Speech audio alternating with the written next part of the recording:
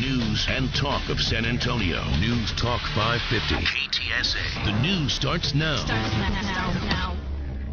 Right now, mostly sunny, 40 in San Antonio. I'm Karen Klaus. News headlines coming up at 11:20 on 550 KTSA. Hey, Karen, good morning. Hey, Jack, good morning to you. I don't think I'm smart enough to be in this room, frankly. I can't. I'm glad I I'm can't on hang this with side of the wall, that's for sure. We've reopened the Civil War, and I'm not able to keep up with all that. Yeah. Can't keep up. Hey, I think we have found, gang, listen to this. I think we found the perfect political candidate. We're heading into an election year for San Antonio, to 2011.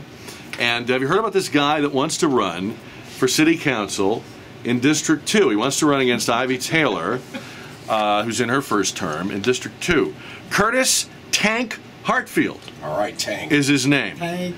And Tank has just one little problem.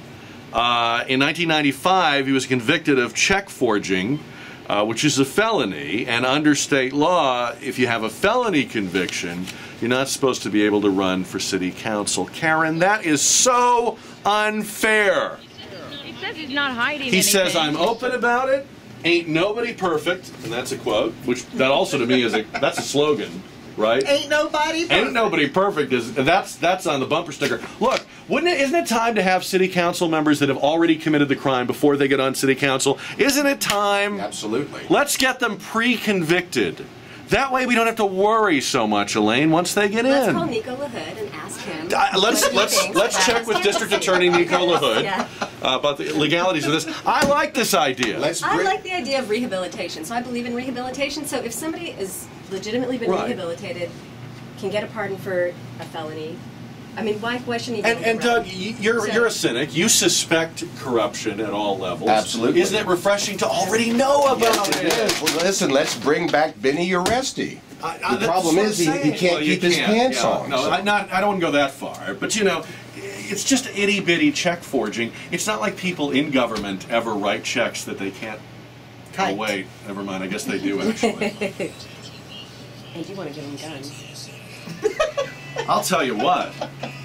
I think the Tank has a shot here.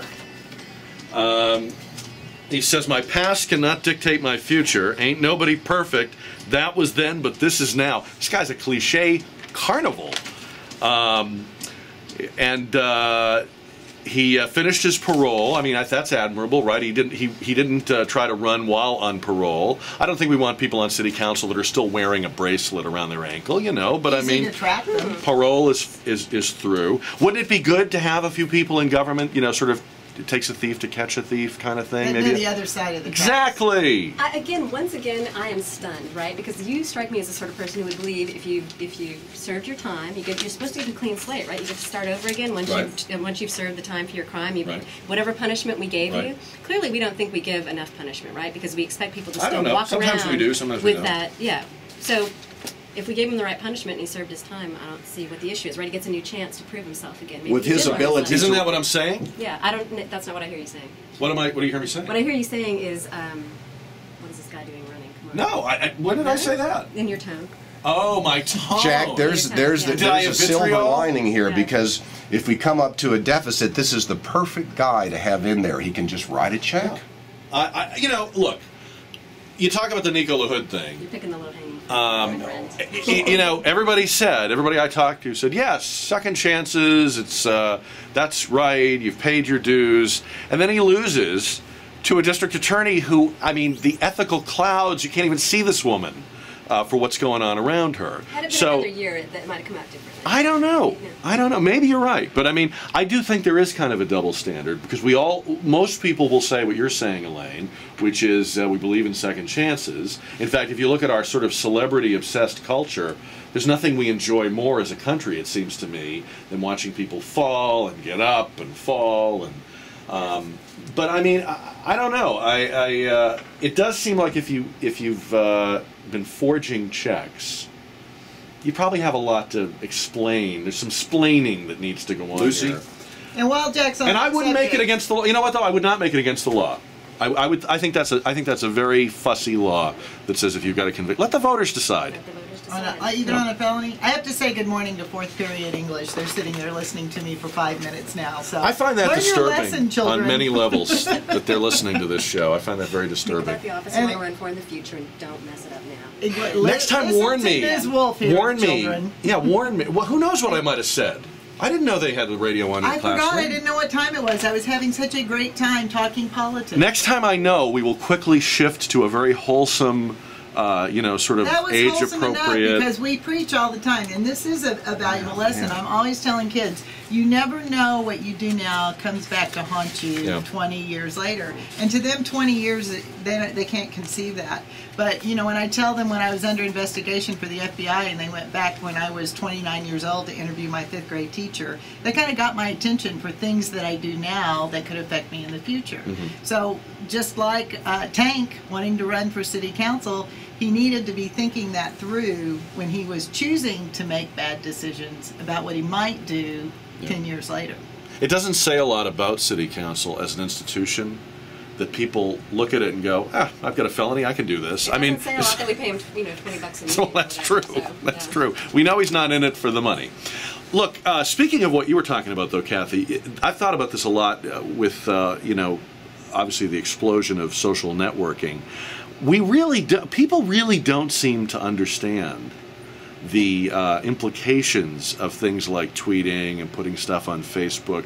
Not only for the present, we've had stories about people getting their homes burglarized because they were, posting on Facebook about their vacation. Teachers have lost jobs over it. But also, let's think about the Cathy Meyer of the future.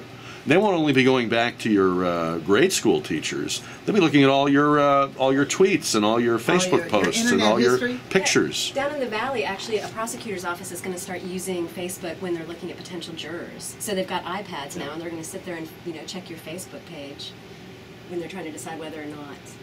I mean, we really don't know. This is so new that we don't really know all the implications of it. But it does blow me away that people will put on Facebook, people blog about their vacations and post about their vacations. Would you put a sign up in front of your house that said "No one's home, we're all in Cancun"? I mean, what are people thinking? Even I know, I'm a Luddite when it comes to this stuff. Even I know not to put on Facebook that I'm on vacation. But people think everybody's interested in their stuff. I ran into somebody I hadn't seen in about 5 years, and I asked him a question, and he said, if you would get on Facebook and look at my page, you would know what the answers to all these questions. That's annoying. Who was that? I mean, that's a very annoying answer. I thought so too. You should know because I put it on Facebook. But I thought it was very telling about what a lot of people think is that I'm on Facebook so everybody can see me and see what I'm doing and see my stuff. And I don't care about your stuff. Doug, are you on Facebook? Yes, I am, but I was forced to by Brian, my CEO. Yeah, so what do you do on Facebook? Just business stuff? Just strictly basically business stuff, sometimes the historical reenactment stuff that I'm involved in, but I don't want anybody knowing what I'm doing. Yeah, you don't put on there, hey, look, here's a sandwich I just made. So, Elaine, what do you do on Facebook? Because you're an internet journalist. I mean, you live on the internet. Do you really want to go home and then... That actually was part of the reason I first got on there, was researching people, trying to contact folks. I don't mind saying that. It was sort of a strategic move. And then once I was on there, though, I realized that it's valuable because if you're in the media, people find it an easier way to contact you. It's less intimidating than, going the other way. So I use it for that. Do you put personal stuff on there? Some, but not a lot. I mean, I really don't like to tell people. I assume people aren't interested in what I'm doing all the time. That's what I think. Who cares what I'm doing? I don't even care what I'm doing. And see, that's what I think. The reason I ask you this is because I wonder sometimes what would I do with Facebook if I didn't have this job? Because all I do is show stuff. And so you don't have your family on Facebook?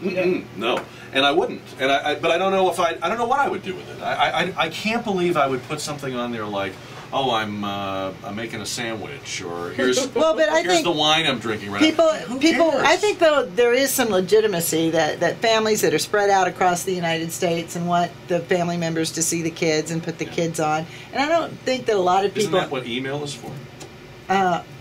You're talking to the least technical person in the zip code right now, so. Man, I'm not against any of these things. I'm just kind of fascinated. And there are some people I keep up with that I probably would otherwise lose touch with, and I'm happy to be in touch with on there. And I think that's a really nice thing about it.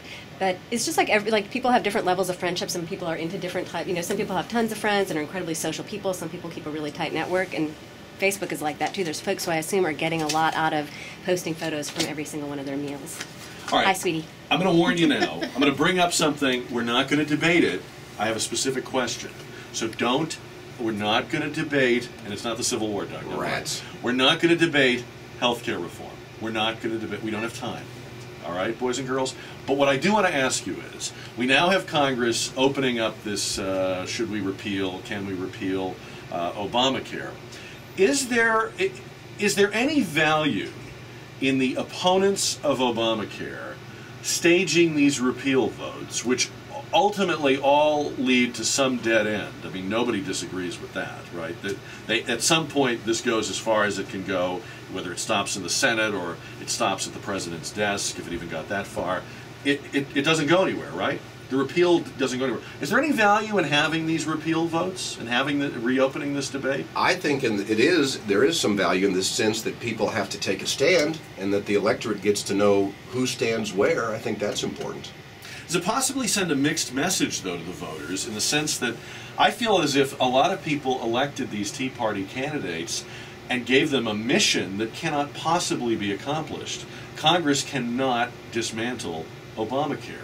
And Obamacare cannot be dismantled without either a president who is aiding and abetting them at the other end of the mall, or court decisions that would strike down as unconstitutional its well, its I think tenets. they're spinning their wheels, but I'm with Doug. I think they feel they were elected for a purpose, and so they have to speak to the electorate.